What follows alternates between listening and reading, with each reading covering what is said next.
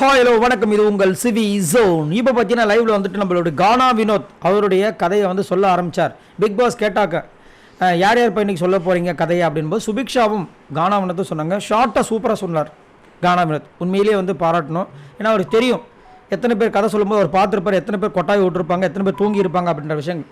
அதனால் சுருக்கமாக முடித்தார். ஆனால் நல்லா தெளிவாக பிடிச்சார். அவருடைய தப்புகளை தெளிவாக நம்மளுக்கு உணர்த்தினார். நான் இந்த மாதிரிலாம் தப்பு செஞ்சுட்டேன், இதுதான் கதை. ஏன்னா நம்ம என்னென்ன தப்பு பண்ணோம் அப்படின்றத நம்ம சொல்லும்போது தான் அதே தப்பை வந்து கனெக்ட் பண்ணுவாங்க. ஆமாம், நம்மளும் இருக்கோம்ல, நம்ம இனிமேல் செய்யக்கூடாது அப்படின்ற விஷயங்கள். அதனால தான் நான் இவ்வளோ கஷ்டப்பட்டு இப்போ நான் நல்லா இருக்கேன்ற மாதிரி. ஸோ என்னென்னா அவங்க வந்து ஒரு பெரிய ஃபேமிலி, 60 பேர் கூட்டு குடும்பமாக இருந்திருக்காங்க. அம்மாவுக்கு வந்துட்டு 5 தம்பியோ சம்திங் ஏதாவது சொன்னார். அவங்க ஒருத்தவங்களுக்கு 10 குழந்தை 8 குழந்தை, இந்த மாதிரி பெரிய கூட்டு ஃபேமிலி. சரிங்களா, எல்லாமே மியூசிக் ஃபேமிலி வேறு. அதனால் அவருக்கு சின்ன வயசுலேருந்து அந்த மியூசிக்கில் ஒரு இன்ட்ரெஸ்ட் வந்துருக்கு. அம்மா ரொம்ப வெகுலியாம். சரிங்களா, எவ்வளோக்கு அவ்வளோ வெகுலினா அப்பா ஏதாச்சும் சொல்லிட்டாங்கன்னா அப்பாவோட ட்ரெஸ்ஸை கிழிச்சு விட்ருவாங்களாம். அப்போ பார்த்துங்க எந்த அளவுக்கு ஒரு இன்னசென்ட்டான ஒரு ஆளாக இருந்திருப்பாங்கன்னு. அதுக்கப்புறம் அப்பா வந்து ஆக்சுவலாக சொந்தம் இல்லையா, வெளியூர்லேருந்து, அதாவது கிராமத்துலேருந்து இங்கே வந்து நல்லா இருக்காருன்னு சொல்லிட்டு கல்யாணம் பண்ணி கொடுத்துருக்காங்க அவருக்கு. சரிங்களா, அதே மாதிரி வந்துட்டு அப்படியே தான் போயிருக்கு. ஆனால் செட் ஆகலை போல இருக்குது. அதுக்கப்புறம் அந்த அப்பாவுக்கு வந்து இன்னொரு கல்யாணமும் நடந்திருக்கு. சரிங்களா, அதே மாதிரி நிறைய சொத்து இருக்குது அவங்களுக்கு, எக்கச்சக்கமாக பாண்டிச்சு அது இதுன்னு சொத்தில் இருந்திருக்கான். ஆனால் எதுவுமே அவங்க கிட்ட வந்து அவங்க பேருக்கு கிடையாது. 96 அவங்க அப்பா இறந்துருக்காரு. சரிங்களா, அம்மா ரொம்ப கஷ்டப்பட்டுருக்காங்க. அது அந்த இன்னசென்ட்டான அம்மாவா இல்லை இப்போ 2வது ஒய்ஃப் பண்ணாங்களோ அவங்களான்னு தெரியல, அதை சொல்லலை. அம்மா ரொம்ப கஷ்டப்பட்டு வளர்த்தாங்க. சின்ன சின்ன வேலைகள் செஞ்சு எங்களை ரொம்ப கஷ்டப்பட்டு ரேஷன் அது இதுன்னு வளர்த்தாங்க. நான் நல்லா வந்து கானா போடுவேன், அது வந்து சாவு கூத்துலலாம் டெத்துலலாம் போய் பாடுவேன். நம்ம எஃப்ஜே கூட தெரியும். அதுதான் அதை நிறைய பேர் வந்து இன்னும் இந்த மாதிரி இருக்கான்லாம் சொல்லிட்டு இருந்தாங்க. அந்த கானா தான் இப்போ என்னையே வந்துட்டு இந்த பிக் பாஸ் வீட்டில் உட்கார வச்சிருக்கு. அதேமாதிரி ஒரு கட்டத்தில் நான் வந்து ரொம்ப சம்பாதிக்க ஆரம்பித்தேன். ஏன்னா ஒரு 15-20 வருஷத்துக்கு முன்னாடி ஒரு பயங்கரமான பீக்கில் இருந்தேன் நான்.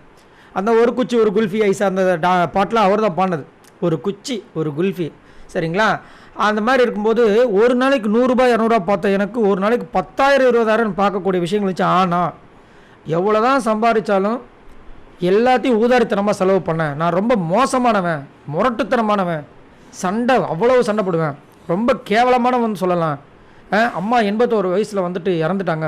என்ன பண்ண போறேன்னு தெரில. என்னுடைய லைஃப்பில் வந்த என் மனைவி தான் வந்துட்டு எனக்கு இன்னொரு அம்மா. அவங்களுக்கு எனக்கு கிட்டத்தட்ட 10 வயசுக்கு மேலே டிஃப்ரெண்ட் இருக்குது. ஆனால் செம்ம திறமைசாலி. என்னை வந்து ரொம்ப பாதுகாத்துகிட்டே இருப்பாள். அவள் சொல்கிறத கேட்கவே மாட்டாள். அவளை ரொம்ப நான் கொடுமைப்படுத்தினேன். ஆனாலும் என்ன அவள் வந்து நான் பார்த்துட்டே இருப்பாள். ரொம்ப திறமைசாலி. டான்ஸ் ஆடுவா, பாட்டு பாடுவா, மேக்கப் ஆர்டிஸ்ட்டு, அதுக்கப்புறம் ஆரி ஒர்க் பண்ணுவாள், ஷார்ட் ஃபில்ம் 3 எடுத்திருக்கா. சோப்பு வீட்லேயே ஆர்கானிக்காக ரெடி பண்ணுவாங்க. வீட்டில் குழந்தைக்கு ஆர்கானிக்காக கொடுக்கறதுக்கு என்னென்ன பண்ணுவோம் எல்லாமே பண்ணுவாங்கன்னு சொல்லும்போது நம்மளுக்கு ஆச்சரியமாக இருக்குது. என்னடா இது இந்த காலத்தில் இப்படி ஒரு பொண்ணான்ற மாதிரி. செம்மையாக டான்ஸ் பண்ணுவாங்க. நான் வந்து ஆனால் என்ன பண்ணிட்டேன், ஊதாரித்தனமாக வந்து விட்டு அப்பயும் வந்துட்டு அவங்க சொன்னதுக்கப்புறமும் வந்துட்டு அந்த மாதிரி இருந்ததுக்கப்புறமா சென்னை இங்கே கூப்பிட்டு வந்துட்டாங்க. இங்கேயும் பார்த்தீங்கன்னா நான் பழையபடி தான் இருந்தேன், முரட்டுத்தனமாக இருந்தேன். அதே மாதிரி அவங்க எதிர்பார்க்குற மாதிரி நான் இல்லை. அவங்க வந்துட்டு ஒரு சில ஃபங்க்ஷனுக்கு வந்துட்டு ரொம்ப ஆசையாக என்னை எதிர்பார்த்துட்டு இருப்பாங்க. அங்கேயும் ரொம்ப கேவலமாக தான் இருந்தேன். நான் நிறைய விஷயங்கள் பண்ணியிருக்கேன். அவங்கக்கிட்ட நான் மன்னிப்பு கேட்குறேன். இங்கே இருக்கிற எல்லாருக்கிட்டையும் நான் மன்னிப்பு கேட்டுக்கிறேன். கண்டிப்பாக வந்துட்டு எங்கள் அம்மாவோட ஆசையை தான் நிறைவேற்றலை, என் மனைவியோட ஆசையை நான் நிறைவேற்றுவேன். ஒரு நல்ல படம் எடுப்பேன், அதில் என் ஒய்ஃபை வந்து டான்ஸராக அதில் இது பண்ணுவேன். இந்த பிக் பாஸ் மூலமாக அதை நான் செஞ்சே காட்டுவேன்னு சொல்லிட்டு ஒரு சூப்பரான ஒரு ஸ்டோரியை சொன்னார். ரொம்பவே பயங்கரமாக இருந்துச்சு. ஆனால் ஷார்ட்டாக முடிச்சார். அதுதான் மெயின்.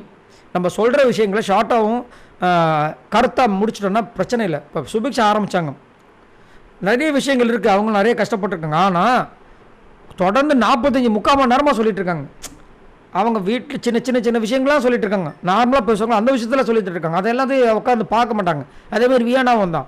எல்லாருக்குமே கஷ்டம் இருக்குது. ஆனால் அதை எப்படி வந்து மக்கள்கிட்ட ரீச் பண்ணுறோன்ற விஷயங்கள் தான். அதான் வந்துட்டு கொஞ்சம் பார்க்காம பண்ணிட்டாங்க மற்றவங்க. பட் இவர் வந்து அதை செம்மையாக வந்து பண்ணி நம்மளெல்லாம் மனசை வந்து அப்படியே நெருட வச்சார். ஸோ இந்த வினோத் அவர்களுடைய கதை உங்களுக்கு பிடிச்சிருக்கலான்றது சொல்லுங்கள். உங்களுக்கு வினோத்தை ரொம்ப பிடிக்குமா? நீங்கள் சப்போர்ட் பண்ணிக்கலாம். மறக்காமல் கமெண்ட்ஸ் பண்ணுங்கள். பாய் நண்பர்களே.